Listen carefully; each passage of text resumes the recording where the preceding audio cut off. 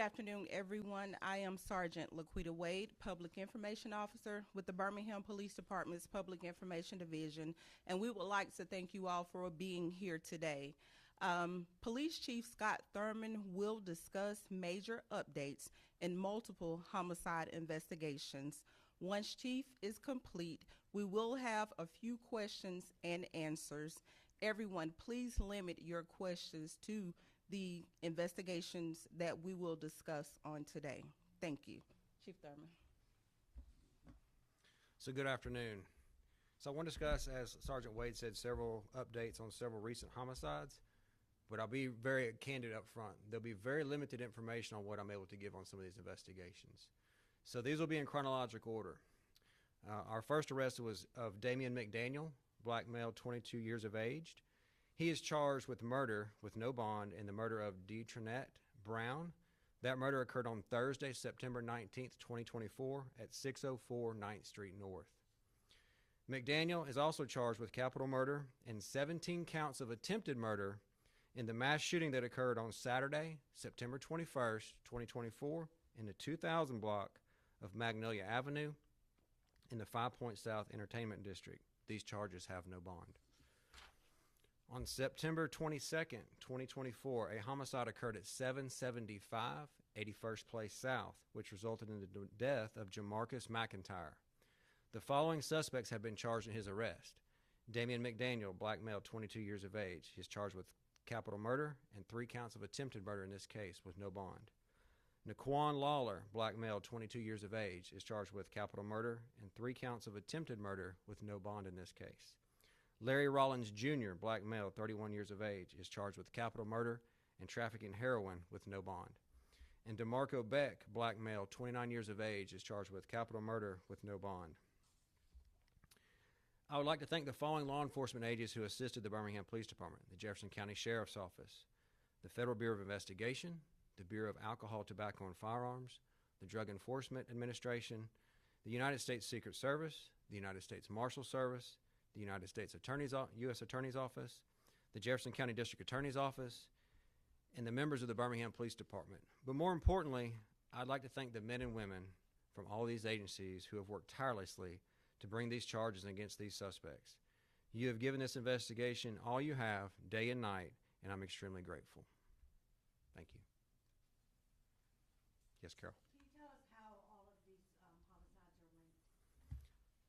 Well, you have a common suspect for one thing that's charged in all three, which is Damian McDaniel. And that's, I can't get into that. These cases have, as you've seen, have taken over 3.5 weeks to get to this point. There is a tremendous amount of man and woman power that were put into these investigations, and this is just one step in moving forward. There's a lot more to come in these investigations as we prepare for court and other things. And so we need to ensure the integrity of these cases. In any of these cases that you just mentioned, do you believe that there's any more suspects possible for any of those? And how crucial was it, if at all, the amount of tips that came in from the public? We received over 300 tips between Crime Stoppers and our QR code. They were extremely helpful. As I said, the investigations are ongoing. We don't know if there's any other suspects at this point in time. Are y'all looking at a federal RICO case? Not at this point in time. In the 604 lounge killing, was Miss Brown an innocent bystander, or was she the targeted victim? It appears she was an innocent bystander. Just talk about the magnitude of this case and the number of killings involving the number of people, suspects and victims in a 72-hour period. Well, it's tremendous. I mean, we've got six people who lost their life, not to mention 17 people who were injured in the mass shooting in 5 Point South Entertainment District. It's tremendous for our community, for our city, for our business owners, for our law enforcement. I mean, the number of hours that have been put into this investigation is astronomical. But I really applaud the men and women who stepped up to the plate to get it done. I mean, they've worked day and night for 3.5 weeks. So it's just tremendous. And I'm just very thankful that we're able to get to this resolution today. That we're able to assure the community that the Birmingham Police Department and all of our law enforcement partners are going to continue to work together to bring safety to the city of Birmingham. Can you highlight to the community if there's any message you want to make sure they're aware of? As undoubtedly we're highlighting a tremendous amount of partnership and success, but moving forward, what are the next steps as y'all continue to find justice for those impacted? Well, it's just preparing for court for the next steps. And so one thing to be mindful of, just because an arrest has been made or warrants have been obtained, that's just one small part of the puzzle. There's the court process. There'll be multiple hearings, grand jury, other things. So there's a lot to come in the future. Talk about Damian McDaniel at all. I mean, you've got a 22-year-old accused of shooting 6 people in 72 hours. What do you know about him?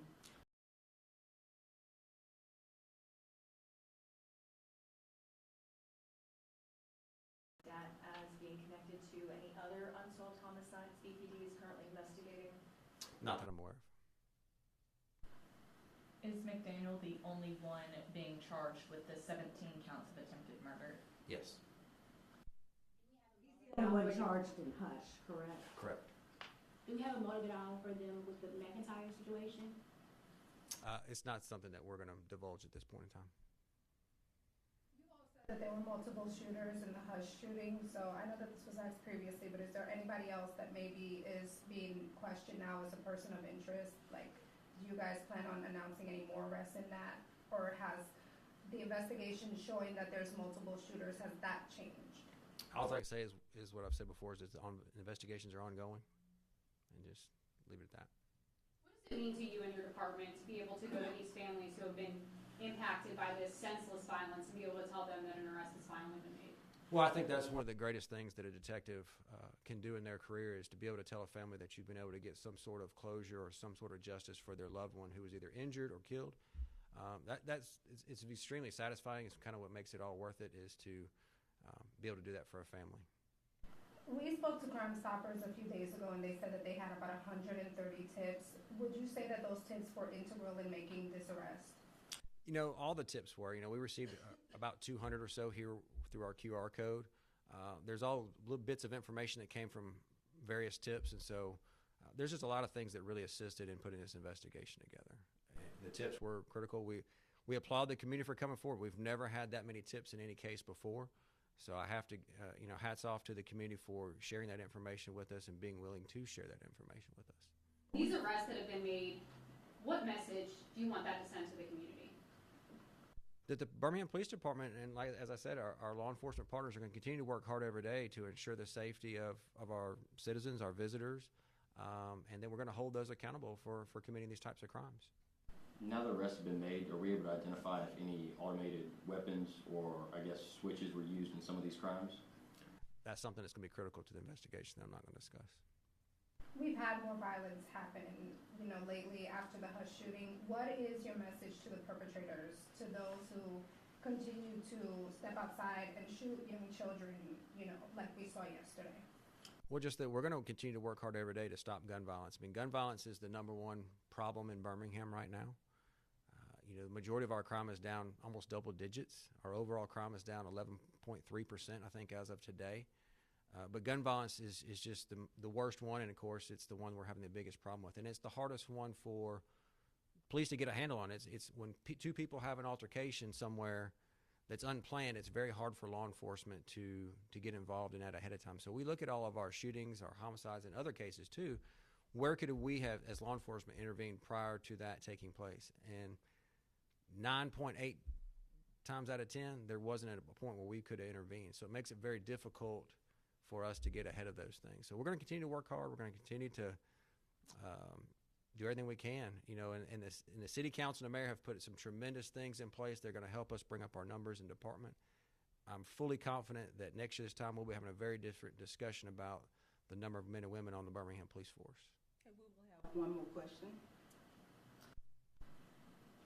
You had said earlier on that this was the Hush shooting was possibly a murder for hire. Is that still your thinking? And if so, can you say who the target or targets were?